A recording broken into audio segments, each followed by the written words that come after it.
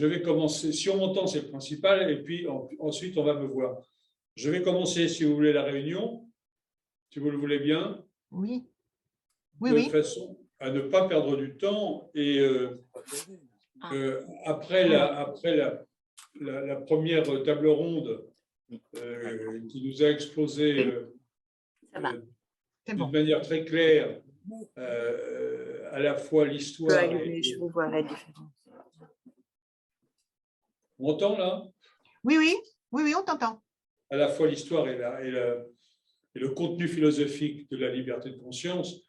Vous avez voulu, et vous avez parfaitement raison, donner la parole à, si je puis dire, des acteurs de la liberté de conscience dans leur pays, dans le pays européen, dans les pays européens, et voir comment, effectivement, dans chacun des pays de l'Union européenne, dans certains pays de l'Union européenne, le problème de la laïcité se pose, et comment d'ailleurs il peut y avoir à la fois des points communs et des différences entre ce que j'appellerais le modèle français et puis ce qui se passe dans certains pays où d'ailleurs la liberté, dans certains pays, quelquefois, la liberté de conscience peut être remise en cause, je pense notamment à la Pologne. Mais pour ne pas perdre trop de temps, puisque nous avons pris un peu de retard, je vais passer tout de suite la parole à Giulio Escalesi, qui est italien et qui va justement nous exposer comment, dans son pays, la liberté de conscience s'établit. Et pendant qu'il parle, je vais essayer de m'arranger pour que par la suite, on me voie. Voilà. Je passe donc la parole à Giulio Escalesi, si il est parmi nous. Oui, oui, je suis ici. Vous m'écoutez? Oui. Oui. Merci beaucoup tout d'abord pour l'invitation et pour l'opportunité de discuter de ces questions dans un cadre français si prestigieux, ce qui rend ce débat encore plus intéressant puisque le plus souvent, il me semble, ce qui est considéré comme un débat typiquement franco-français en matière de laïcité est assez semblable en effet à ce qui est discuté plus ou moins dans les mêmes termes, bien que pas toujours avec les mêmes mots, dans la plupart des pays d'Europe, particulièrement de l'Europe occidentale. Il se peut, à mon avis, que l'Europe soit heureusement un peu plus française que ne le pensent les Français. Ce qui est peut-être typique de la situation italienne, c'est un renversement de la perspective historique. L'Italie fut construite comme une nation unie et formée comme un État de plus en plus laïque par une minorité politique éclairée, même si pas aussi minuscule qu'on le pense parfois, alors que la sécularisation sociétale n'était qu'à ses débuts. Ce fut le régime fasciste qui rétablit vraiment le catholicisme comme religion d'État, en réintroduisant d'abord l'enseignement religieux dans les écoles publiques et le crucifix dans les édifices publics, puis en signant le pacte du Latran de 1929, réalisant la soi-disant conciliation de l'Église et de l'État. En 1947, ces mêmes pactes du Latran furent mentionnés dans la Constitution républicaine suite à un vote conjoint des chrétiens-démocrates et des communistes à l'Assemblée constituante. Socialistes, républicains, la plupart des libéraux votèrent contre. Au départ, cette mention des pactes de 1929 fut interprétée de manière très extensive dans un pays où le catholicisme préconciliaire était encore dominant dans une société assez traditionnaliste.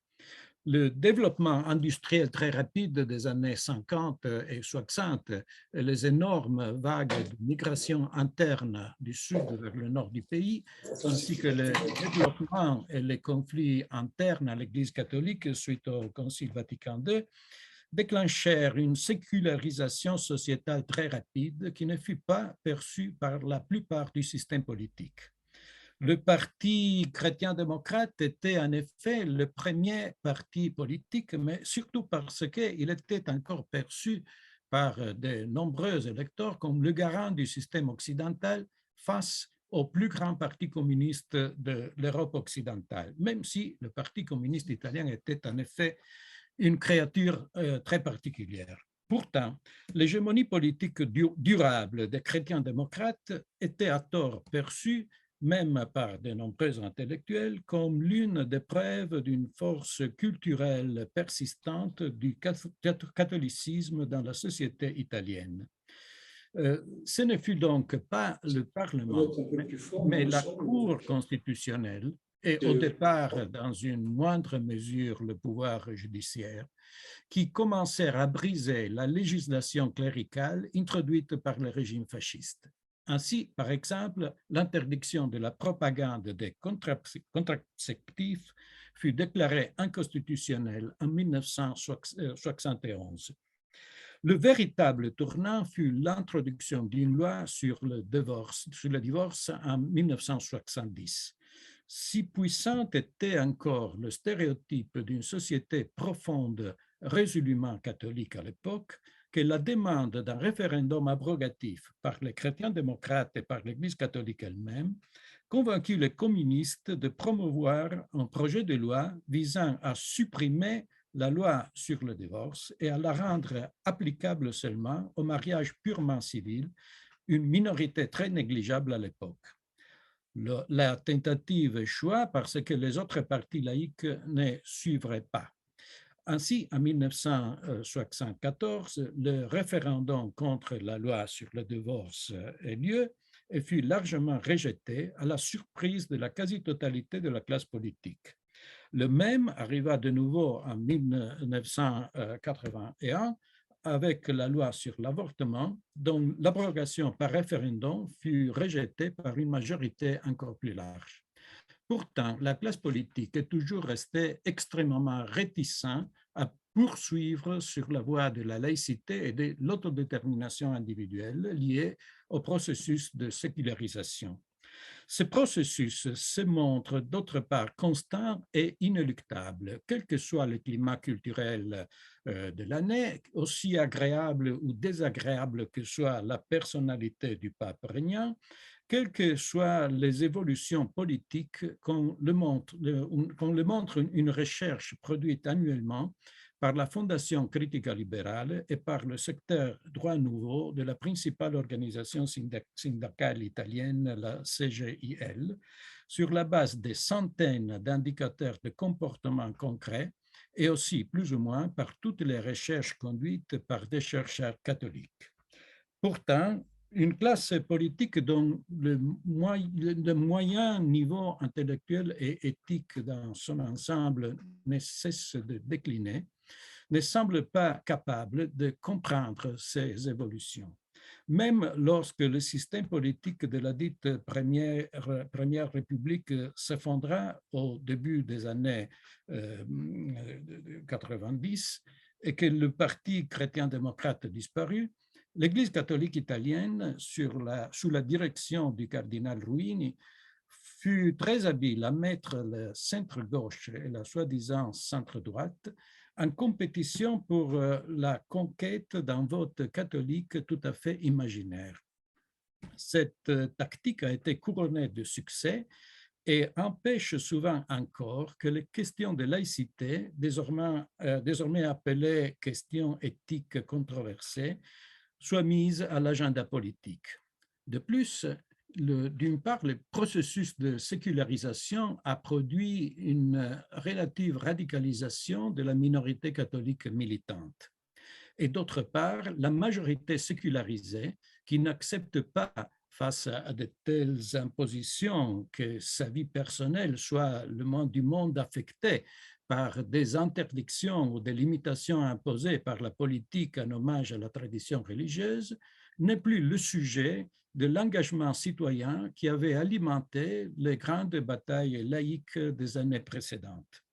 Ainsi, bien que conscient, par exemple, que depuis plus de 20 années maintenant, une nette majorité d'Italiens se prononce dans tous les sondages en faveur d'une loi introduisant la possibilité de l'euthanasie, même active, pour les malades en phase terminale qui en font la demande, la politique italienne considère plutôt que seule une partie petite de cette grande majorité d'électeurs orienterait son vote sur la base de ce que son parti propose sur la question de la fin de vie.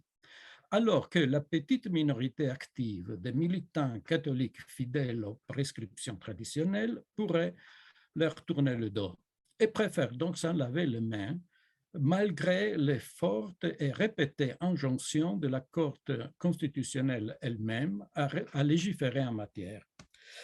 La demande d'un référendum est désormais déposée. Probablement, c'est le seul moyen de mettre la question à l'agenda politique. La situation paradoxale actuelle est telle qu'un siècle et demi après son unification, l'Italie, née comme un État laïque avec une société majoritairement religieuse, compte aujourd'hui une classe politique majoritairement ou bien ouvertement cléricale ou neutre en matière de laïcité, avec une population largement sécularisée. D'autre part, sur le plan juridique, la mention des pactes du Latran dans l'article 7 de la Constitution est interprétée aujourd'hui de manière de plus en plus restrictive par les juristes, par le pouvoir judiciaire et par la Cour constitutionnelle.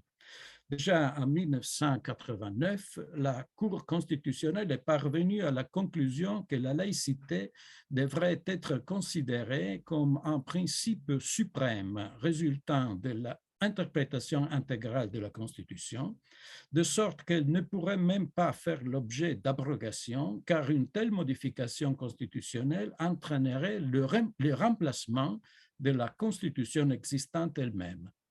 La législation ordinaire, cependant, est loin d'être conforme. Par exemple, rien n'a été fait pour que le droit à l'avortement ne soit compromis dans des régions entières par l'objection de conscience organisée par les organisations catholiques. Au contraire, les pharmaciens catholiques aussi, qui opèrent un régime de concession, essaie avec un certain succès d'obtenir le même traitement, même concernant la contraception d'urgence et les préservatifs.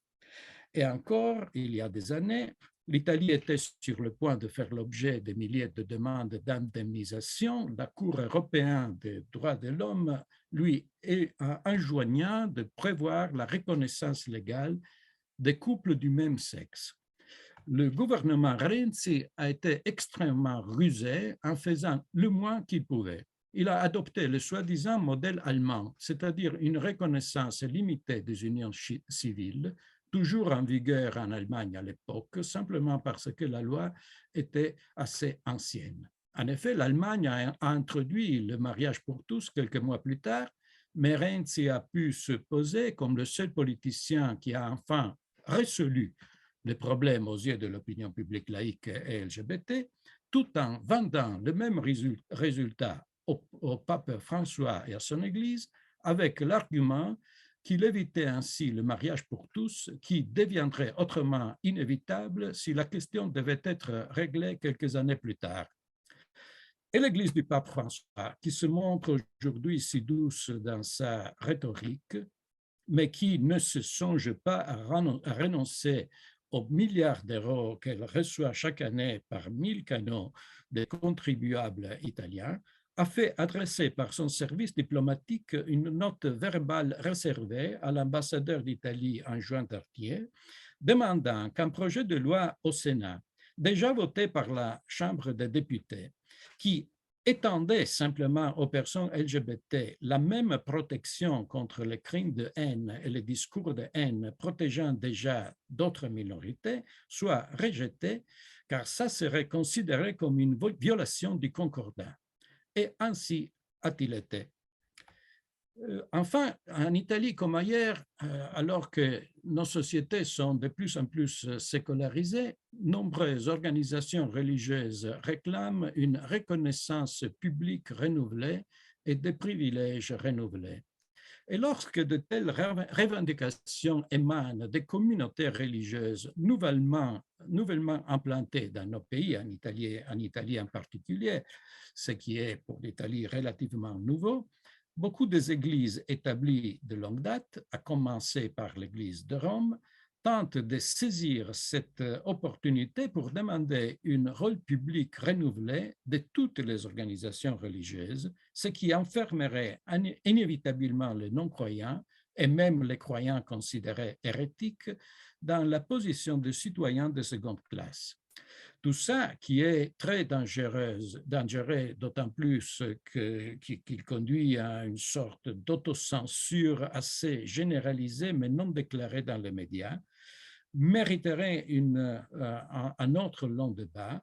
Mais pour y contribuer, j'ai seulement le temps de recommander vivement la traduction d'un ouvrage qui me semble très intéressant, aussi pour le débat français, de la philosophe Cinzia Sciuto, qui s'appelle « Il n'a pas de foi qui tienne, manifeste laïque contre le multiculturalisme ». Je vous remercie beaucoup.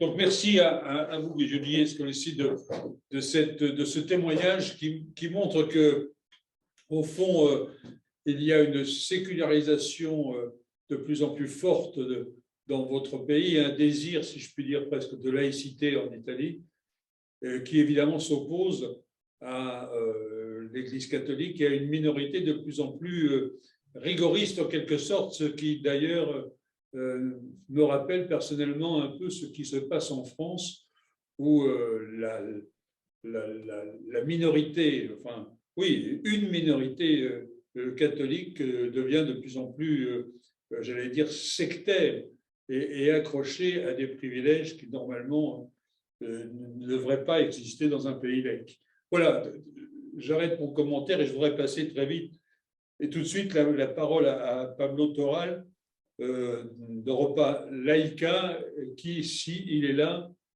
va prendre la parole. Merci. Et tout d'abord, je tiens à remercier Egal d'avoir invité l'association Europa Laica à participer à cette table ronde. Et je vais essayer de partager la présentation. Un moment. Je ne sais pas si ça marche bien. Vous la voyez? Oui, très bien. OK, merci. Donc, je vais essayer de répondre à 3 questions. La liberté de conscience, comment a-t-elle évolué dans l'État espagnol? Quelle loi et quel accord l'entravent actuellement? Et quel autre défi doit-elle relever en Espagne? Et pour commencer avec la première question, je voudrais insister sur l'importance du fait que la liberté de conscience implique qu'il ne doit pas avoir aucune pression extérieure par l'autorité publique. Mais l'évolution de la liberté de conscience en Espagne est marquée par une lutte constante avec l'État.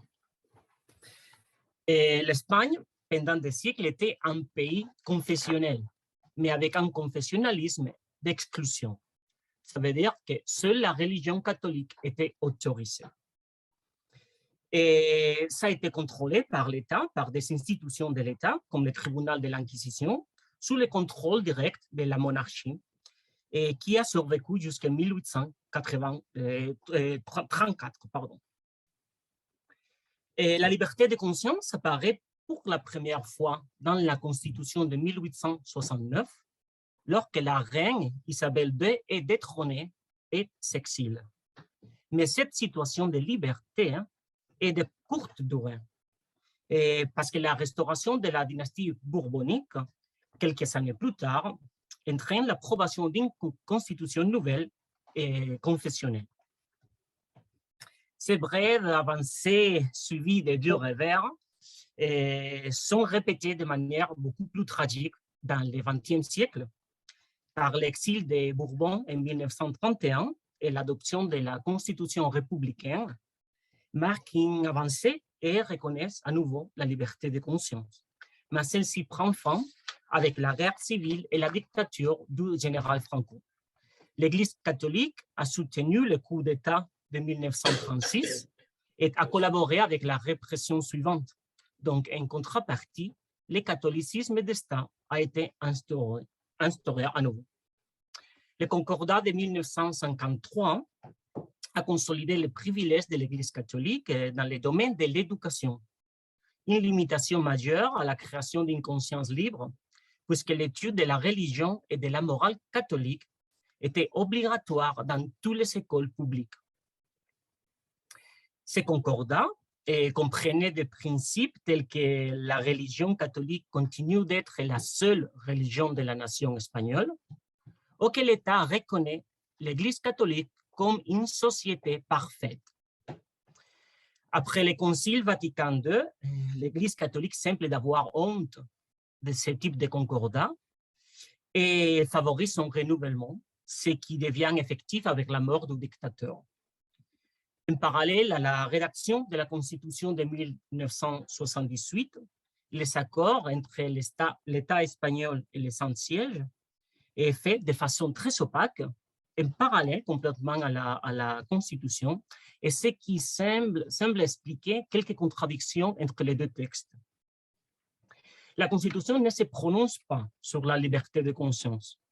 Et ce n'est qu'en 2010 que la rédaction d'une loi sur la liberté de conscience a été proposée, mais le gouvernement Zapatero a rapidement enterré le projet par crainte de perdre des élections.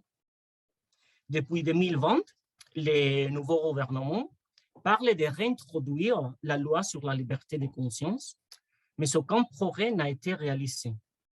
Et alors que la société espagnole poursuit son évolution imparable vers la sécularisation. Un record historique de non-croyants a été atteint en octobre 2021, avec près de 40% de la population espagnole, alors que seulement 17% se déclarent catholiques pratiquants. Et quelle loi et quel accord entravent la liberté de conscience en Espagne? Pardon. Comme je l'ai dit, la Constitution de 1978 se contredit sur la question religieuse. L'article 16 garantit la liberté idéologique, religieuse et de culte, mais les pouvoirs publics entretiennent les relations de coopération avec l'Église catholique et les autres confessions. L'article 27 stipule que les pouvoirs publics garantissent les droits des parents de faire assurer à leurs enfants l'éducation religieuse et morale conforme à leurs propres convictions. Un texte très ambigu, et il est frappant de constater que les gouvernements espagnols ont fait toujours une interprétation confessionnelle de ces deux articles, sans que l'on sache clairement si c'est par une conviction, leur propre conviction, à des pressions externes par le Vatican, des négociations, ou même la simple routine. Mais le plus grand obstacle à la liberté de conscience dans notre pays est constitué par les accords de 1979, le renouvellement du concordat franquiste. Comme je l'ai mentionné précédemment, ces accords ont été négociés de façon opaque en parallèle avec la Constitution. En ce qui concerne la liberté de conscience, les accords prévoient l'obligation pour l'État de proposer un enseignement religieux doctrinal dans les écoles publiques et que tout enseignement dans les écoles publiques doit respecter les valeurs de l'éthique chrétienne, qu'il s'agisse de dogmes obsolètes pouvant entrer en conflit avec les droits humains ou avec les avancées scientifiques. Les enseignants des religions sont payés par l'État, bien sûr, mais les évêques sélectionnent personnellement ces enseignants, qui font partie à tout fin utile du corps d'enseignants des écoles. Le contenu des matières de religion et de nature idéologique est décidé par la conférence épiscopale espagnole. Cette invasion doctrinale de l'enseignement est aggravée par les activités en dehors du cours des religions, contraires aux droits des mineurs et à la liberté de conscience. Par exemple, il y a des processions religieuses organisées dans certaines écoles maternelles opaques. En ce qui concerne les autres défis de la liberté de conscience en Espagne, le premier est l'utilisation des symboles religieux sur les bâtiments publics. Cela empêche la neutralité de l'État, car les espaces publics espagnols sont pleins de symboles catholiques, comme c'est dans le cas dans la plupart des cimetières municipaux et de certaines écoles, des bâtiments administratifs et des espaces publics gérés par le secteur privé, surtout des hôpitaux ou des locaux de services sociaux. La retraite de ces symboles est une procédure judiciaire longue, coûteuse et infructueuse. La première affaire à avoir abouti est le retrait des symboles religieux à l'école maternelle et primaire Macías Picabea à Valladolid pour violation de la Constitution en 2008. Mais le gouvernement de la région de Castille et Léon, dans ce cas, a fait appel de la décision, faisant obstruction et rompant avec la neutralité de l'État. De nombreuses autres plaintes ont été rejetées, par exemple la demande de retraite d'une vierge dans une caserne à la gendarmerie de Cordoue, toujours avec un effet dissuasif sur des autres initiatives en faveur de la neutralité de l'État.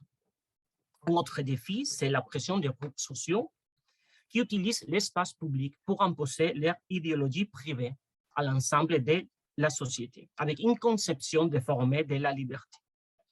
Nous avons comme exemple ces publicités de l'Association catholique des propagandistes sur les lignes de bus à Madrid, avec la phrase « Prier devant une clinique d'avortement, c'est génial ». C'est un espace public qui est cédé pour inviter au harcèlement des femmes qui se rendent dans une clinique médicale conformément à la loi. Le troisième défi consiste à faire la différence entre la liberté de conscience et l'objection de conscience. La première ne doit pas être utilisée pour justifier la deuxième, car les croyances privées n'ont pas de privilèges ou de priorités sur les biens et les devoirs généraux. La loi sur l'avortement inclut l'objection de conscience du personnel de santé, mais sans que l'accès et la qualité des soins soient remis en cause. La réalité qui existe en Espagne est qu'il y a des hôpitaux publics et jusqu'à 5 régions, Madrid, Extremadura, Castilla-La Mancha, Murcia et Aragon, où aucune interruption de grossesse n'est pratiquée dans les hôpitaux publics, ce qui ne respecte la prestation de ces services dans des conditions d'égalité. Tout indique que la loi sur l'euthanasie sera confrontée au même problème. Ici, vous voyez des pages de journaux qui parlent sur ce type de problématiques. Récemment, une femme s'est suicidée en se jetant par la fenêtre après que sa demande d'euthanasie a été rejetée. Merci beaucoup. Merci à vous, Pablo Toral, pour ces remarques ce tableau très clair et très précis du combat laïque, du combat pour la liberté de conscience dans votre pays et des résistants que, si j'ai bien compris, réclament d'ailleurs une grande partie des Espagnols, mais qui provoquent la résistance toujours très grande, notamment de l'Église catholique. Et ce que je remarque, c'est que la lutte contre la liberté de conscience passe, comme d'habitude, par le contrôle rigoureux et plus que rigoureux de l'enseignement dès le plus jeune âge.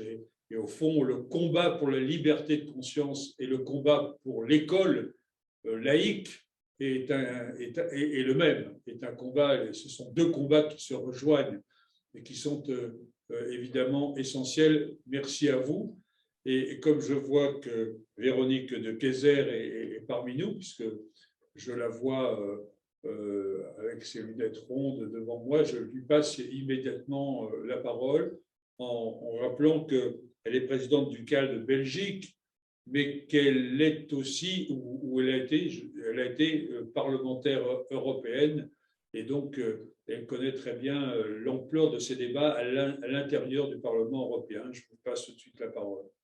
Merci à toi, bonjour à tous. Et c'est vrai que je ne vais pas du tout reprendre ma casquette européenne parce que je crois qu'on a déjà très bien parlé de l'Europe aujourd'hui.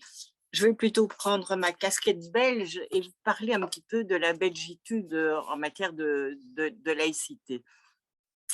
Alors, on a ce qu'on appelle chez nous, très conscient de nos particularités, un modèle de laïcité à la belge. Et la Belgique, en fait, ne mentionne pas le mot laïcité dans sa constitution. Mais depuis une décennie, d'ailleurs, et de manière récurrente, il y a des débats parlementaires enflammés sur cette question. Alors, est-ce qu'il faut vraiment inscrire aujourd'hui le principe de laïcité dans la Constitution ou est-ce qu'on peut continuer à faire sans ? À faire sans, c'est-à-dire en continuant à faire fonctionner sans trop de bruit cette laïcité qui finalement ne nous arrange pas si mal que ça, puisqu'on la vit ainsi depuis l'indépendance de la Belgique en 1831. Et pourtant, et c'est peut-être ça la question que je vous pose aujourd'hui, parce qu'elle est commune à tous, et pourtant, est-ce que les temps ne sont pas venus de rendre très explicite ce qui ne l'est pas encore? Et est-ce qu'il n'y a pas un risque aujourd'hui, vu la façon dont le monde tourne, vu la façon dont les mentalités peuvent évoluer très très rapidement, les mentalités et les circonstances politiques dans notre propre pays, est-ce qu'il ne faut pas quelque part se bétonner, s'apprêter à faire face peut-être à des combats qui vont revenir? Et est-ce que finalement, le modèle sur lequel on vit n'est pas un modèle qui peut changer très rapidement? C'est un peu la question qu'aujourd'hui beaucoup d'entre nous se posent en Belgique. Et pour synthétiser le modèle belge, je dirais que c'est un modèle très particulier qui prévoit que l'État finance les cultes et une laïcité organisée, et qu'il finance aussi deux réseaux distincts d'enseignement. On parlait de l'enseignement tout de suite. Un réseau qui est un réseau public et un réseau qui est un réseau dit libre ou confessionnel. Et avec tout ça, il contient aussi dans sa constitution, et c'est constitutionnel, c'est depuis l'origine de la Belgique, et je ne vais pas vous passer sur l'origine de la Belgique, parce que sinon je reviens aussi, moi, à l'histoire. Dans l'histoire de la Belgique, finalement, on a eu un premier roi anglo-saxon et allemand, mais qui était franc-maçon, et qui était un roi constitutionnel d'emblée. Il y avait deux grandes forces politiques, les catholiques et les libéraux, et les catholiques et les libéraux ont dû s'entendre finalement pour organiser ce petit pays qui était en train de naître. Et comme les catholiques avaient l'enseignement, les libéraux leur ont dit, mais gardez-le, on va en faire un autre enseignement public. Et finalement, vous voulez la liberté des cultes, vous aurez la liberté du culte, la religion catholique, et nous allons nous organiser pour avoir une série d'associations très laïques, etc., etc. Il y a eu ce partage des pouvoirs dès le début. On a l'impression que si on détricote ça, on détricote toute l'histoire de la Belgique. Donc, il n'y a personne qui a envie d'y toucher, mais dans le texte de la Constitution, il y a la liberté de croyance et le libre exercice des cultes pour tous les citoyens. Il y a l'égalité des citoyens devant la loi, et c'est un point très important. Il y a la neutralité de l'État, il y a la séparation des églises et de l'État. Donc, quand nous pensons à faire entrer réellement le terme laïcité dans la Constitution, il y a tous les juristes d'obédience chrétienne de notre pays, de l'Université catholique de Louvain, etc., nous disent, mais enfin, pourquoi voulez le faire? Il y a déjà 4 principes qui assoient solidement la laïcité. Ne commencez pas ce débat, vous allez ouvrir la boîte de Pandore. Bon, alors, il faut savoir que dans le financement des cultes, évidemment, ce qu'on finance, c'est tout ce qui est du domaine social de l'Église, les aumôniers dans les prisons, les aumôniers dans l'armée, etc., etc. Quand on finance l'enseignement confessionnel, on finance finalement un service de l'État qui était délégué finalement aux chrétiens, mais les programmes en principe sont communs, etc., etc. Donc on a deux réseaux qui se ressemblent, en tout cas fortement, sauf sur le poids de la religion dans l'un d'eux. Alors, ça, c'est la Constitution. Mais en dehors de tout ça, il y a eu, comme dans la plupart des pays qui ont été évoqués, une très forte sécularisation de la Belgique, y compris dans ses institutions, y compris grâce à un art du compromis qui vient de la très forte structure associative que nous connaissons en Belgique, dans lequel on peut retrouver dans une même association des catholiques, des libéraux, des politiques, etc. Il y en a quantité. Donc, il y a toujours des forces transverses aux forces verticales qui font que des compromis peuvent se faire à peu près sur tous les sujets. Et c'est ça qui fait dire que la liberté de conscience, qui chez nous est très important dans la culture, qui n'apparaît pas comme telle, il n'y a pas un mot sur la liberté de conscience dans la Constitution même, mais bien entendu, elle est dans les conventions auxquelles la Belgique adhère, et on a évoqué la Convention des droits de l'homme, la déclaration, l'article 9, etc. Donc on connaît tout ça très bien, mais ce n'est pas inscrit.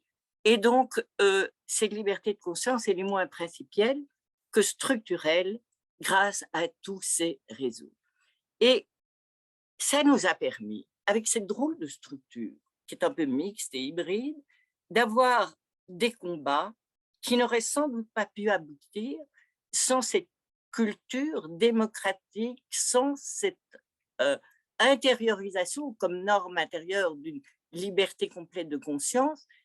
Ça ne nous aurait pas permis d'avoir les combats que nous avons gagnés, c'est-à-dire que nous avons eu une série de progrès législatifs qui se sont échelonnés au cours du temps et qui sont absolument extraordinaires. On a eu assez tard, et c'est vrai, j'y reviendrai, le droit à l'avortement, on a bien eu très rapidement, on parlait du divorce tout à l'heure, nous, on n'y pense même plus, mais on a surtout eu d'autres formes de liberté, très rapidement le mariage pour tous, sans aucune manifestation dans la rue, ça date de 2003 chez nous, le mariage homosexuel, on a eu la recherche sur les cellules souches possibles, on a eu la procréation médicale assistée pour tous, et y compris pour les couples, par exemple, de lesbiennes, etc., sans aucune difficulté. On a eu, et j'insiste parce que je viens de l'entendre évoqué par Pablo, et c'était très émouvant à la fin de son intervention, on a eu le droit à l'euthanasie, qui reste une loi phare chez nous, et ce droit à l'euthanasie, on l'a obtenu aussi, le droit à l'euthanasie des mineurs, quand ils sont, plus tard, donc un amendement de cette loi, quand ils sont frappés par des maladies incurables, et bien entendu, avec toute une série d'accompagnements, et il y a encore des tas de lois. Et ça, dans une monarchie où c'est vrai que Léopold Ier était franc-maçon, je ne pourrais pas en dire de même de la famille catholique qui règne aujourd'hui et qui est notoirement catholique et très, très, très catholique. Mais tout ça se fait dans une sorte de certaine aisance. Et je rappelle tout de même ce qui fait partie du florilège des conquêtes belges, la manière dont le droit à l'avortement a été voté en Belgique, avec, dans cette idée de liberté de conscience, c'est-à-dire avec des partis politiques qui ont donné une liberté de vote parce que c'était du domaine éthique à leur mandataire politique, et qui fait que même dans des partis chrétiens, on peut trouver des gens qui ont voté ces types de lois. Et on a eu, ce n'était pas une objection de conscience, mais la disparition pendant 48 heures du roi des Belges, qui devait signer cette loi, qui étant très catholique, le roi Baudouin, a préféré se déclarer dans l'incapacité de régner, incapacité de régner qui est une possibilité dans la Constitution de remplacement du roi par le gouvernement quand il n'est pas en capacité de régner. Eh bien, il n'a pas voulu s'opposer évidemment à la loi sur l'avortement, quoique on pensait qu'il allait peut-être le faire, mais il s'est effacé de la scène politique pendant 48 heures, et puis il a ressurgi avec l'estime de tous, et la loi est passée comme ça. Ça, c'est vraiment des grands numéros à la veille.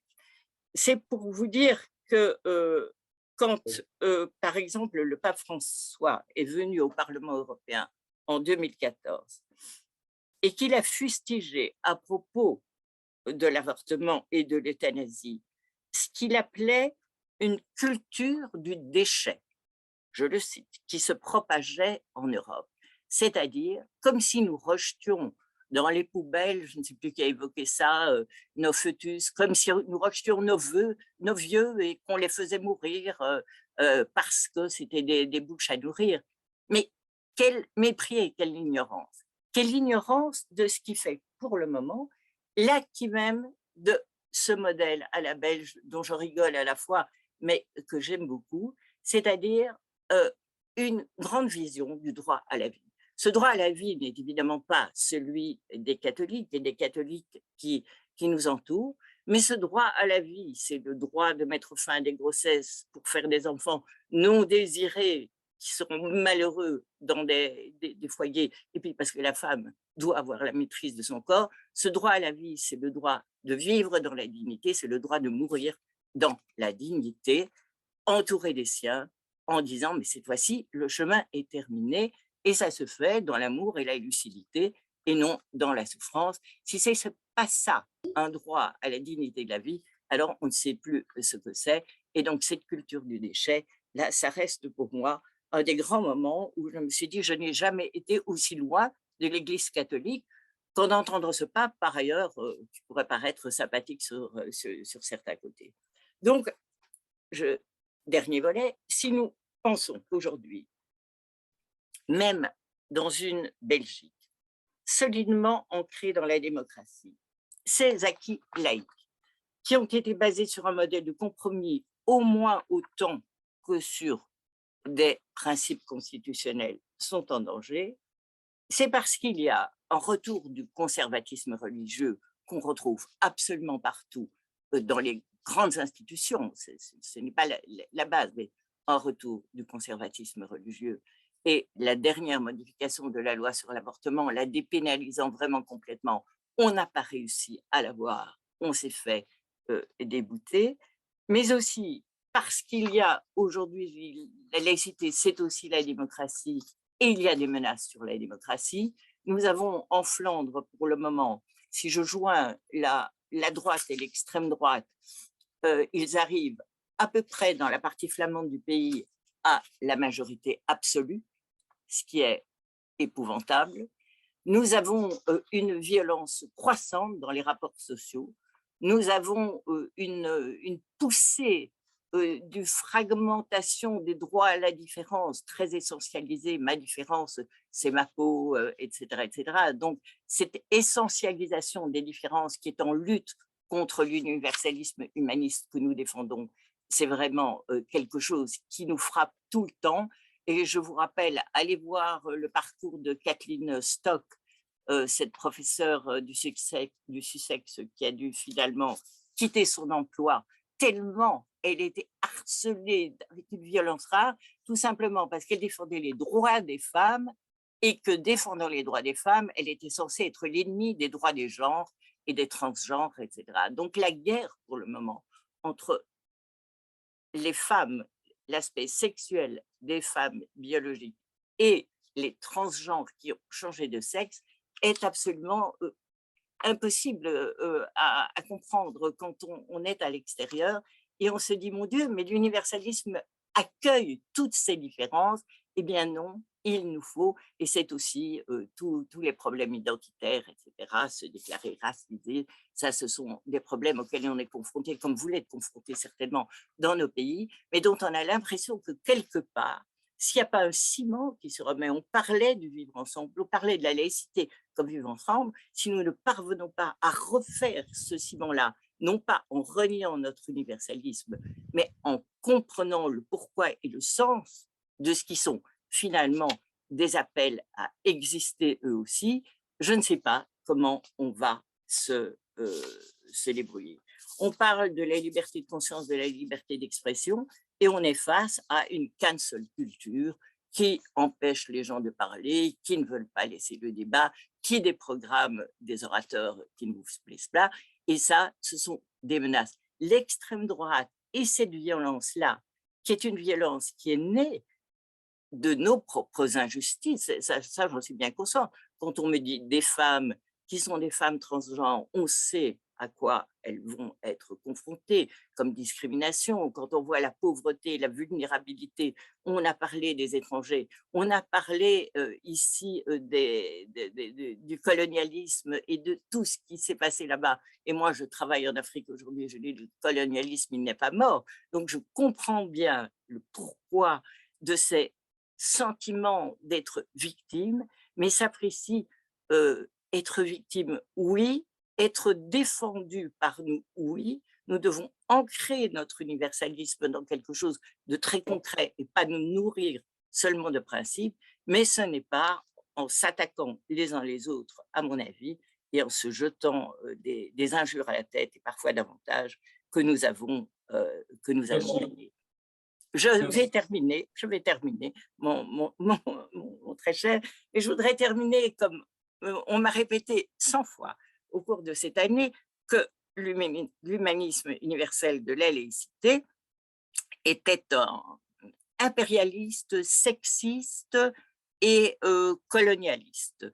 Et donc, chaque fois que j'entends ça, je me dis, mais sapristi, ils n'ont pas lu Condorcet, ils n'ont pas lu l'épître dédicatoire aux nègres esclaves en 1781.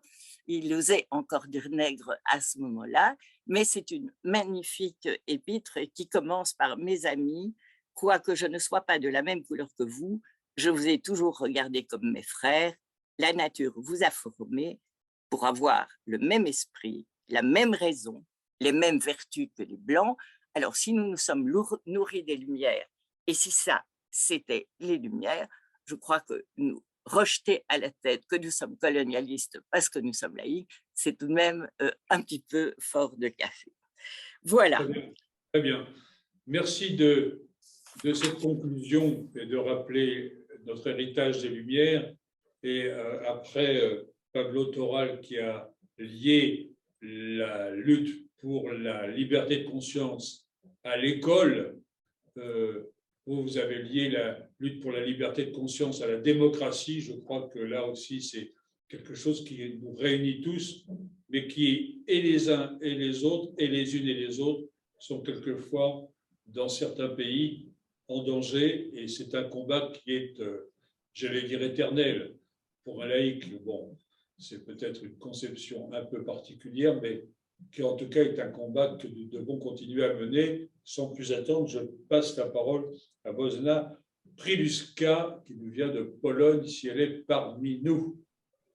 Merci à vous. Je précise que Bożena va s'exprimer en anglais et que son texte en français va défiler à l'écran. Donc, merci. Jean-Robert, est-ce qu'on peut mettre le texte? Voilà. Bożena, you can speak now. Okay. Good afternoon, everyone. Will I see you? Yes, I can see you now. On behalf of Congress of Laicity, I will tell you about the respect for freedom of conscience in Poland, or rather about lack of it in Poland. It is not an easy task to complete such a large issue in 10 minutes, so please forgive me the general level of the analysis, and I invite you to ask detailed questions in the discussion section, of course. Poland does not respect the freedom of conscience and religion of its citizens at all. Maintaining the facade and legal appearances of separation of church and state, our country has been subject to systematic clericalization over past 30 years to finally close the process and become a religious state in the last 6 years of the rule of Catholic national radicals. The church co-governs Poland, holds all right-wing and centrist formations in check, and religious doctrine has become a part of our legislation and undermines international guarantees of human rights. Women in particular have been sacrificed on the altar of religion. Our right to decide about our health and lives has been taken away. We now have a virtually total ban on abortion. Women are dying in hospitals from sepsis because doctors are afraid to help them, even when the fetuses are dead.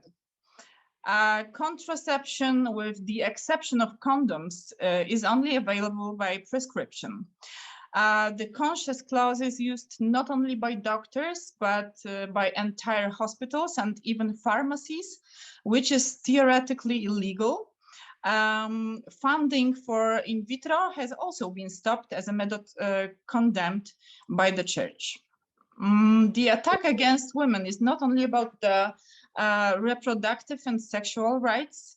The government has also taken steps in order to denounce the Istanbul Convention, and the arguments it uses refer to an allegedly different Polish culture, which is confused and used interchangeably with Catholic religion. As part of the civilizational repression and patriarchal terror, obstacles to divorce have also been introduced. LGBT people also suffer in Poland despite high and growing social support for legalization of civil partnerships and marriage equality even. Changes in this area are blocked. Our state does not recognize same-sex marriages contracted abroad, and the procedures for assigning ID numbers to the children of such unions are blocked. Moreover, hate speech against LGBT people is not criminalized in Poland, and the hate campaign against them is conducted in churches as well as in the state mass media. Results are as expected: polarization, escalation, and increasing number of acts of violence. Artists, publicists, and activists are persecuted for any sign of disapproval of church's activity. We have a blasphemy clause in Polish law. Offense of so-called religious feelings is punishable by up to 2 years in prison, and is used like the witch's hammer to repress individuals and groups. All the manifestations of fundamentalism are the result of close cooperation between the church and the right-wing parties, with ultra-conservatives from the Agenda Europe network, who for several years have been testing their concept of restoring the natural order in Poland, as if it was their testing, kind of testing battleground. What they call the natural order is, of course, simply the radical patriarchy. These ultra-conservative organizations that attack women and LGBT provide the rule information with a legal service, develop schools for educational personnel, collect signatures for hate campaigns, and sue and intimidate political enemies. They deliberately use lies and circumvent the law. And unfortunately, Polish law functions in isolation from practice, which is greatly helpful to religious fanatics. Theoretically, the Constitution guarantees us freedom of conscience and impartiality of the state in matters of religious beliefs. Theoretically, no one can be forced to reveal their religious attitude or to participate in religious practices. But at the same time, religion is a school subject, woven in between compulsory classes, and religious content is present or omnipresent in textbooks for most subjects. In state ceremonial and public institutions such as schools, offices, and hospitals, religious symbolism and rituals are ubiquitous. In theory, the Polish constitution guarantees equal rights for all, but the Catholic Church is explicitly favored over the religious associations, and non-confessional organizations like ours are discriminated against. While civic organizations like ours must provide regular financial reports, churches in Poland are completely exempt from such reporting. They are also practically exempt from income tax if they only allocate their income to unspecified cult purposes. cult purposes. The money flows to the Catholic Church in a wide stream as salaries for catechists and chaplains employed in state institutions, as subsidies granted through state enterprises, as social insurance paid to the clergy, but also as tax exemptions, discounts on the purchase of state-owned land up to 100%, or concessions for media broadcasting. Given the current state of the law and practice guaranteeing the omnipotence of religion in public life, one might be led to believe that this is simply the will of the majority of the society, but it is not so at all. Numerous studies show that Poles do not want to finance the church, including religion in schools, from public funds, do not accept the political involvement of the church, and most of the society does not even attend to the masses. According to the data provided by the church itself, only 38% of the so-called obligated practice the religion. That means that only about four persons, 25% of Poles, attend to church. What is more, in 2018, the Pew Research Center international study showed that young Poles were found to be the world leaders, global leaders in declining religiosity out of 108 countries surveyed. So you may wonder, how is it possible that a fairly progressive and secularizing society is facing a religious human rights reversal, and why is it current law not meeting the expectations of citizens? One of the reasons is the legal state.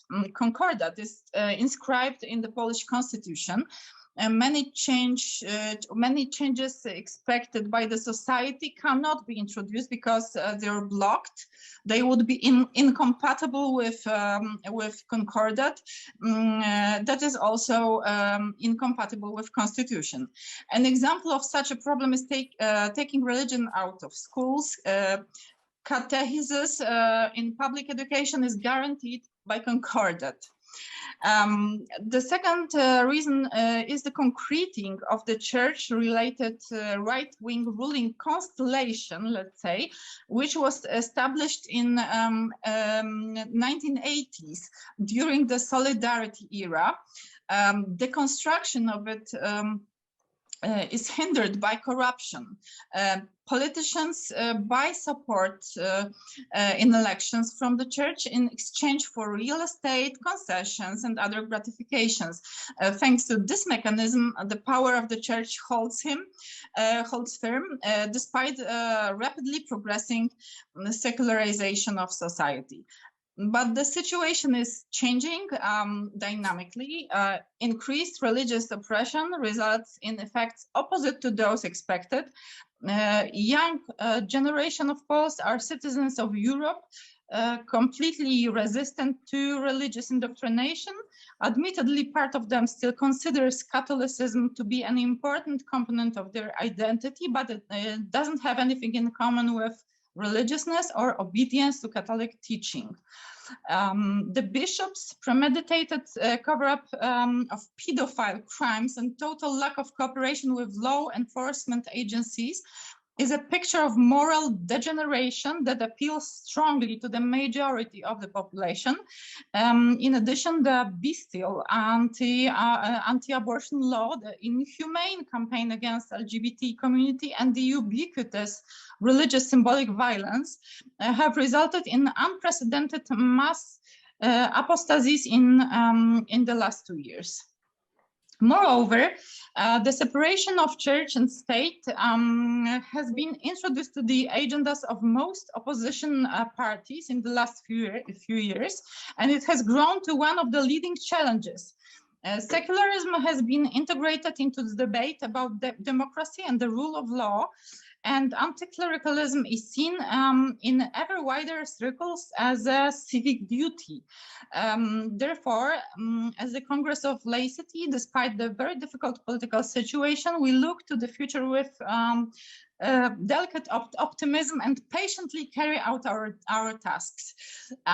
Over the last 5 years, the Congress of Laicity, as a grassroots, very small civic association, has been conducting activities popularizing knowledge about the condition of the state-church relations and influencing programs and plans of political parties, with good results. Our goal is to make the society and politicians aware of the rank and size of the challenge we face if we want the human rights and real democracy in Poland, which is not possible without the separation of church and state, of course. Today in Poland, we do not have a public institution monitoring the state of observance of secularity, analyzing the influence of religion and churches on social life, and inspiring legal changes aimed at strengthening the protection of secularism and democratic culture. Creating such an institution, besides current educational and political activities, is our strategic task. And this would be all from me. So thank you very much, and please feel free to ask questions later on. I'll be grateful if you write them down in the chat, because I have to prepare myself to answer. Thank you. Merci beaucoup à vous de ce témoignage, et vous nous donnez une belle leçon de combat pour la laïcité et l'émancipation de chacun et chacune des Polonais et Polonaises. Et ce qu'on peut vous souhaiter, c'est vraiment beaucoup de courage et puis de réussite dans ce combat qui est essentiel pour vous, mais qui est essentiel aussi pour nous tous et pour les peuples de l'Europe, et compte tenu de nos pensées universalistes pour le peuple, les peuples du monde entier. Merci à vous et vraiment bon courage. Votre témoignage est très touchant. Merci, merci à vous. Alors, peut-être Françoise Elie peut juste traduire les quelques mots que tu as dit en anglais pour que Božena puisse les entendre. Yes. Il le fasse. Hello, Božena. We want to thank you for your collaboration. We want to sustain you in your fight for secularism, and we do hope that you will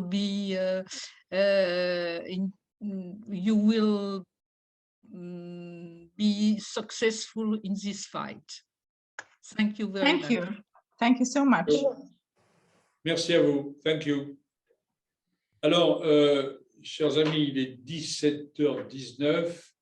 Je ne sais pas si, en souhaitant évidemment un prompt rétablissement à Iliana Sicurel, je ne sais pas si Clément Beaune est parmi nous. Non, nous n'avons pas de nouvelles, il n'est pas là, donc je pense qu'il a dû être retenu par ses activités relatives à la présidence française. Je pense qu'il a quelques préoccupations en ce moment, oui. Et que malgré son désir d'être avec nous, il a dû être retenu. Ce que je vous propose, c'est que jusqu'à 17h30, du même coup, nous ayons un débat s'il y a des questions à poser avant que Françoise Laborde ne conclue ce colloque. Qu'en pensez-vous, chère Martine? Oui. Ilana, est-ce qu'on aurait pu dire quelques mots sur justement le positionnement d'Ilana Sicurel, pardon, Martine, sur le positionnement d'Ilana?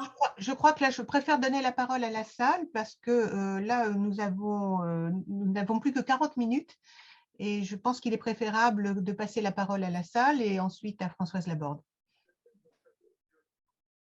Deux participants ont levé la main. Alors, je ne vois pas leur nom par contre. Alors, je crois que Yannick Lefranc a demandé à parler, donc je vais lui... On lui passe la parole. On lui passe la parole, mais je voulais juste demander aux participants d'être assez brefs, si c'était possible, sur leurs questions. Voilà. Oui, je serai bref. Je lis le message, j'ai envoyé plein de messages mais j'en envoie un ironique. Hein. Je donnerai un conseil à l'Église et aux intégristes catholiques polonais. En fait, si on raisonne systémiquement, c'est-à-dire dialectiquement, hein, pas la systémie, pas le systémique US, c'est celui de Palo Alto. C'est-à-dire, actuellement, ce qu'on voit, c'est qu'en Iran comme en Pologne, il y a une vision dogmatique qui déclenche des réactions anticléricales, voire même antireligieuses, comme en Iran. Alors moi, le conseil que je donnerais à l'Église polonaise, c'est d'être aussi malin que les salafistes et les frères musulmans qui ont beaucoup de succès en France. Il ne faut pas trop donner de conseils quand même à l'Église polonaise. Hein. Mais je pense qu'il participe à l'évolution de la déchristianisation lente en dégoûtant les Polonais de la religion, et c'est très bien. Et bien qu'il continue comme ça. Oui, Jenna, it was for you, and this man want to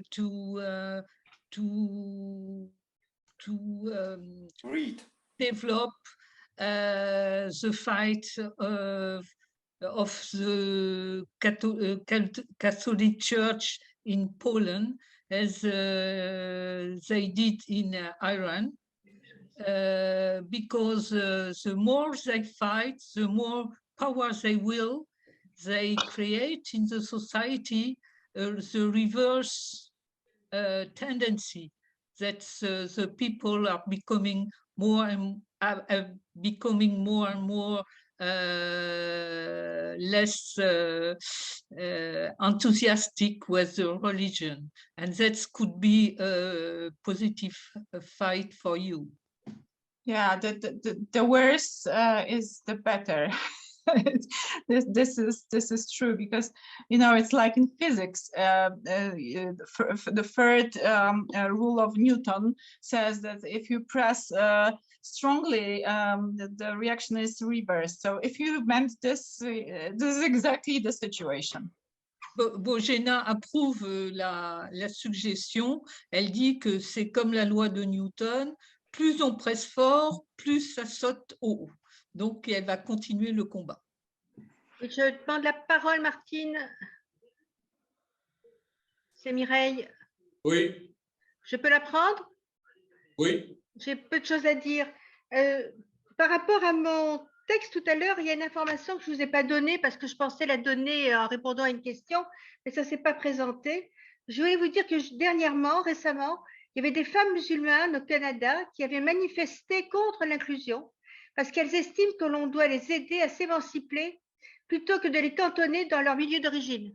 Donc, elles-mêmes ont fait la démarche pour se dire, elles voulaient enlever leur voile, ça avait un rapport avec le voile, et elles étaient outrées de cette tendance du pays d'accueil à accepter les conditions au nom de la diversité, et elles réclamaient d'être aidées dans leur émancipation. Donc ça, c'est la première remarque. Et puis la deuxième, je ne sais pas qui a dit qu'il souhaite que la décristallisation lente, c'est très bien comme ça. Je ne sais pas qui l'a dit, j'ai pour lui le plus grand respect, mais je voulais dire que dans les 98 participants qui restent, on devait être plus d'une à ne pas être d'accord avec ce qui vient d'être dit. Merci. Merci. J'ai deux questions qui seront brèves. La première, Madame de Keyser, sur la Belgique. Est-ce que aussi le fait que la laïcité en fait en Belgique aussi est différente sur le fait qu'il existe une conviction laïque qui est reconnue officiellement au même titre que le fait d'être musulman ou chrétien par exemple. Et d'ailleurs, des associations, des mouvements laïques touchent de l'argent à ce titre en Belgique parce que c'est une conviction reconnue, un peu comme un culte est reconnu. Et est-ce qu'au final, la remise en cause aussi de ce système que vous avez dit dans votre intervention qui est difficile parce qu'on pense que ça remettra tout en cause, ne vient pas aussi du fait que peut-être une partie des militants laïcs aussi ne veulent pas forcément voir ça être remis en cause parce que c'est toute une manne financière qui pourrait du coup leur échapper si ce système était remis en cause. Ma deuxième question est à Madame Sriluskova. Je suis désolé, I'm sorry if I don't say your name correctly. It's fine. Je le dirai aussi en français. My question in English is simple. Have you ever tried to sue the Polish state before the European courts to lead your fight? For what? Exactly for what? For anything that you say in your speech. I know that in the European field there is a margin of appreciation that allows the different states to manage the freedom of conscience and how the cults are managed and people can make their cult in the countries. I know that there is a margin of appreciation, but in some point, for example, the fact that you said that there is an oppression against some people in Poland regarding their convictions. Have you ever tried to sue the Polish state for that or not? And if you tried, what was the result, please? I just say it in French very briefly for everyone to understand. La question que j'ai posée est la suivante. Est-ce que, du coup, Madame, pour mener son combat, a déjà en fait été devant les tribunaux européens pour défendre certaines de ses causes, et notamment, justement, elle dénonçait l'oppression que subissent certaines personnes en Pologne par rapport à leurs convictions personnelles. Et est-ce que, du coup, ils ont déjà, sur cette question-là ou sur d'autres, été devant les tribunaux européens pour défendre leur combat? Voilà, je vous remercie. Yes, lots of people try this path, this legal path, but it's not that easy.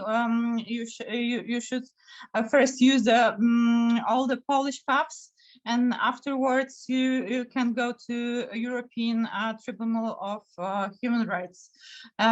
So many people do it. We got a kind of, war in Poland at the moment, so cultural war. So there are lots of cases. There are lots of battlefields, and LGBT people have their own cases concerning these free of LGBT zones. Maybe you heard about that. Some parts of Poland called themselves free of LGBT areas. So yes, we fight. The least fight takes place in art area and science, but we are in the process. I think we are a little grassroots association to face such big things. So these do organizations who take care of specific social groups, and we are rather kind of influencing, lobbying, but let's say it's a shortage organization who is trying to influence the regulations and cooperating with politics. So this is our level and our area of our activity at the moment, mostly. Yeah, but you are right. We are in Europe, and we have to use these paths, and we do it. So have I answered your question? Yes, thank you very much. Je peux traduire? Oui. Françoise? Oui, alors elle a répondu qu'effectivement, il y avait beaucoup d'associations qui se battaient pour certains points comme les LGBT, parce que, par exemple, en Pologne, il y a des régions qui sont interdites aux LGBT. Donc, il y a des associations qui se battent au niveau de Bruxelles Quant à son association, elle fait plutôt du lobbying et surtout, elle essaye d'influencer les politiques de façon à faire passer des lois qui recouvraient leurs demandes. Voilà. Oui, Oui, Véronique? oui, c'est pour répondre à Hassan. Oui. Si je peux. Oui, merci Hassan. J'en parle d'autant plus facilement que c'est moi qui suis présidente de ce qu'on appelle, entre guillemets, la laïcité organisée en Belgique, et donc qui bénéficie des fonds qui ne sont pas plantureux, rassure-toi, mais tout de même importants pour la vie du mouvement laïque. Je vous avais dit que la Belgique était drôlement organisée dans sa séparation de l'Église et de l'État, et elle l'a été d'abord en finançant exclusivement l'Église catholique. Ce qui évidemment était très contradictoire avec cette idée d'une impartialité de l'État et de l'Église catholique qui avait une importance considérable. Et donc, il y a eu depuis toujours des combats contre ça. Les combats ont contribué d'abord à élargir la palette. L'Église catholique dominante n'est plus la seule qui reçoit des fonds, puisque nous avons aujourd'hui toutes les églises chrétiennes, y compris les évangéliques, qui nous posent aussi de très sérieux problèmes, comme dans d'autres pays. Nous avons l'islam, nous avons le judaïsme, et après de multiples combats, on a dit oui, mais il ne faut pas seulement les églises, il faut aujourd'hui, dans la liberté des croyances, qui inclut aussi le fait de ne pas croire, mais il faut des représentants de quelque chose qui pourrait être la laïcité. C'était bien avant que je ne sois présidente, et ça a été finalement accepté, tant du côté flamand que du côté francophone. Il y a une espèce de coupole de la laïcité qui est financée par l'État. Alors, elle est financée pourquoi? Elle est financée, comme les églises d'ailleurs, pour tout ce qui est aide à la personne et conseillers moraux dans les prisons, dans les centres fermés pour les enfants, partout où il y a du confinement en fait, et dans les hôpitaux. Et on était à pied d'œuvre pendant toute cette période de Covid, partout où il fallait effectivement accompagner les gens dans la mort, accompagner tous ceux qui souffraient de cette vulnérabilité. La deuxième chose pour laquelle on est financé, c'est évidemment toute la défense de la laïcité, mais aussi tout ce qui est formation à l'éducation permanente. Et c'est en ce sens-là que dans la formation à l'éducation permanente, ça nous permet, on a financé en partie le film de Thierry Michel sur l'Empire du silence, sur le drame de l'Est du Congo, mais aussi un remarquable film sur l'accompagnement dans la mort à travers l'euthanasie, pour montrer le sens de ce qu'est l'euthanasie là-dedans. Le sens de l'euthanasie comme finalement une sorte d'hymne à la dignité de la vie jusqu'au bout. Et tout ça, c'est ce qui est financé par l'État belge. Alors maintenant, nous sommes les premiers aujourd'hui au créneau pour dire que nous voulons la laïcité dans la Constitution. C'est-à-dire que tout ce que nous faisons aujourd'hui, ça a été par exemple le cours de philosophie et de citoyenneté que nous avons gagné à 2 heures en Belgique, je ne vous l'ai pas expliqué, mais qui rend optionnelle la religion dans l'enseignement obligatoire, on l'a effectivement obtenu. Tout ce que nous faisons aujourd'hui, c'est d'inscrire la laïcité dans l'État pour être sûr que ce soit bétonné et qu'il n'y ait pas dans les mouvements, pour le moment chrétiens, qui sont en train de se reformer avec une violence importante et avec une idée qu'il ne faut rien faire, qu'il faut laisser faire les choses, et nous pensons que ça va se dégrader.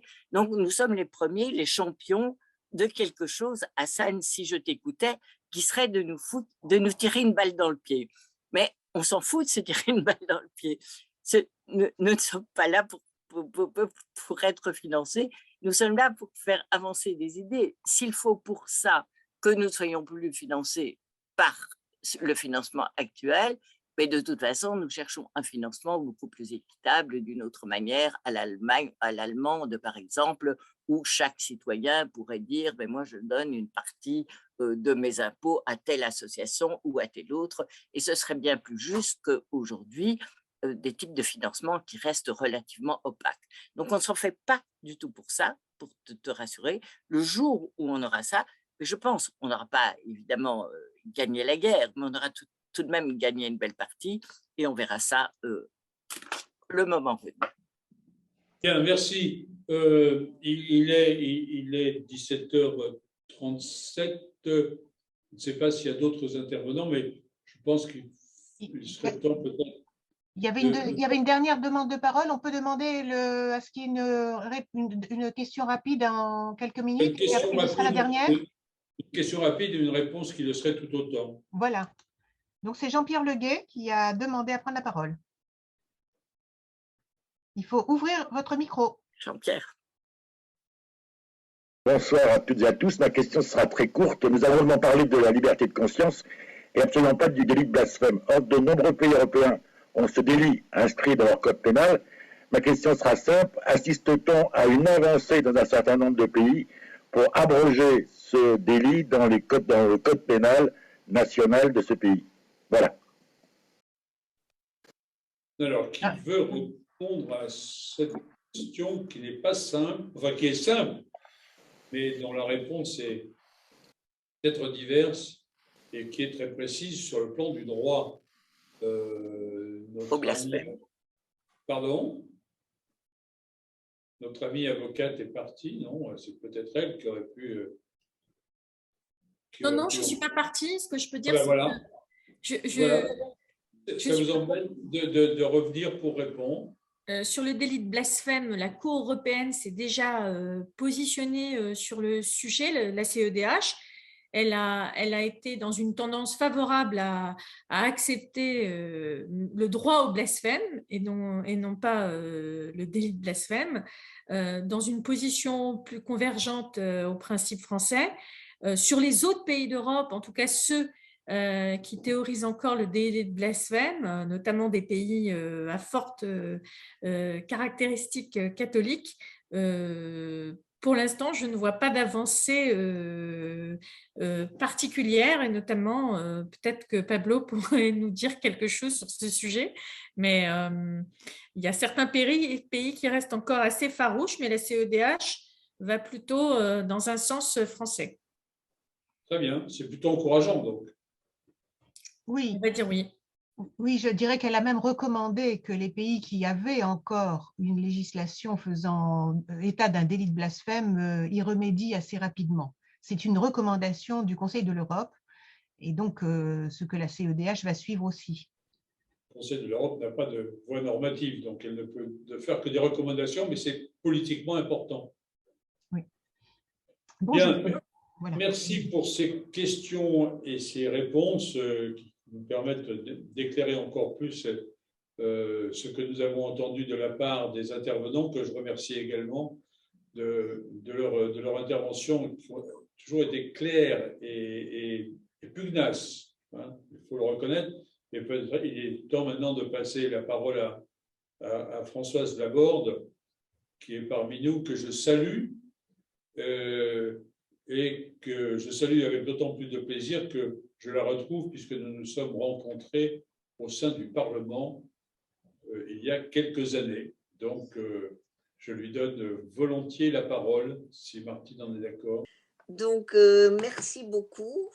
Je pense...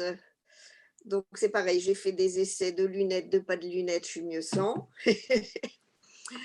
Donc, chers amis, participants à ce colloque, il n'est pas facile de passer après vous tous, vu la richesse de nos échanges. Je vais d'abord remercier les organisateurs, avec une mention spéciale à Martine, notre secrétaire générale d'Égal, qui a été un très bon chef d'orchestre en amont et en présentiel maintenant.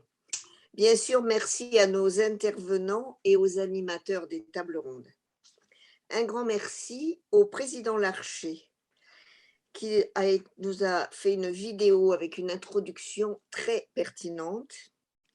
Bien sûr, désolé que Clément Beaune, secrétaire d'État, n'ait pas pu nous rejoindre, mais nous le comprenons. Cette période de présidence européenne française l'occupe beaucoup. Vous me permettrez un petit clin d'œil à Stéphane Artano, sénateur de Saint-Pierre-et-Miquelon, vice-président d'EGAL. C'était notre parrain au Sénat si cette conférence avait eu lieu en présentiel. Mais en virtuel, je l'autorise à être toujours notre parrain. Et comme l'a dit Martine, nous pouvons remercier l'homme de l'ombre, Jean-Robert Domas, car la maîtrise de la technique est un facteur de réussite et permettra la diffusion sur notre site. Après vous avoir écouté avec attention, je constate que les pays qui ont pourtant l'inscription de la liberté de conscience dans leur texte juridique ne la respectent pas. On entend trop souvent parler de liberté de religion. C'est bien la preuve que l'on ne tient pas compte des athées agnostiques et indifférents. Le séparatisme est pour moi la seule vraie avancée possible, mais il faut la construire et qu'elle soit collective.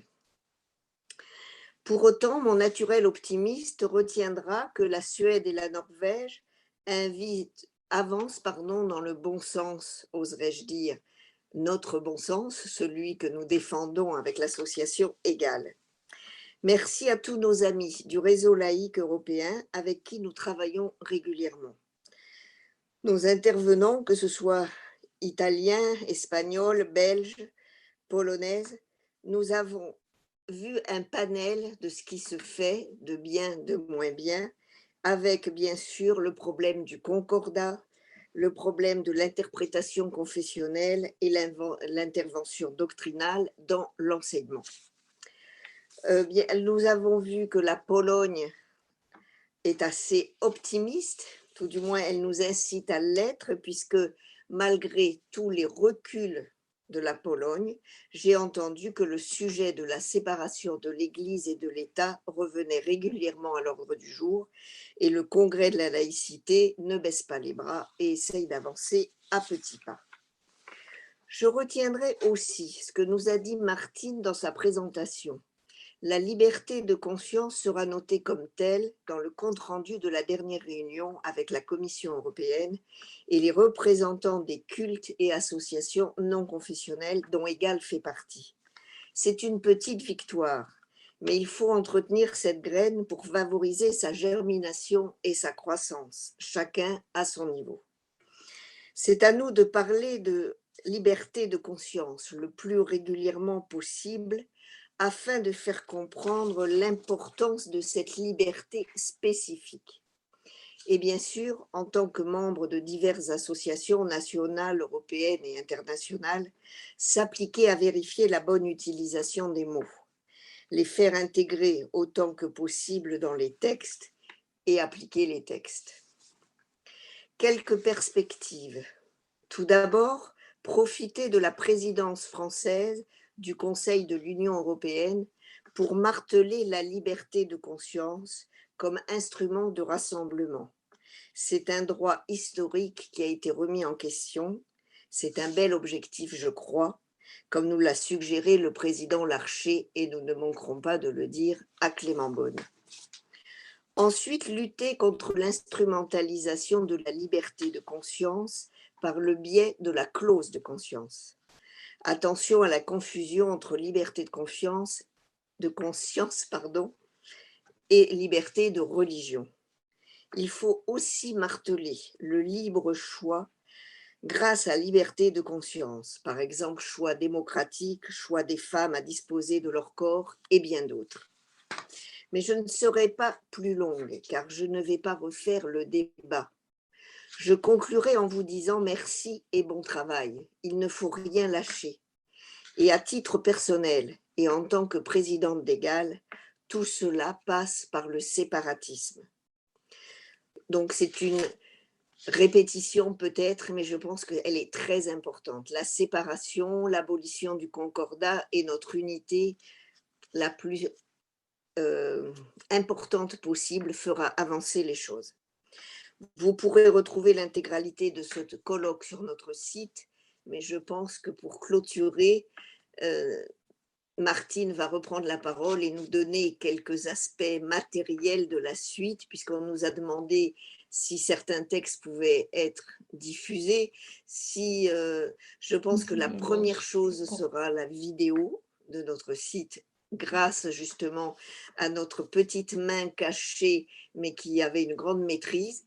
Et surtout, nous ne ferons pas, je crois, comme tu l'as dit, de compte rendu écrit, car chacun pourra réécouter et puiser ce qui l'intéresse.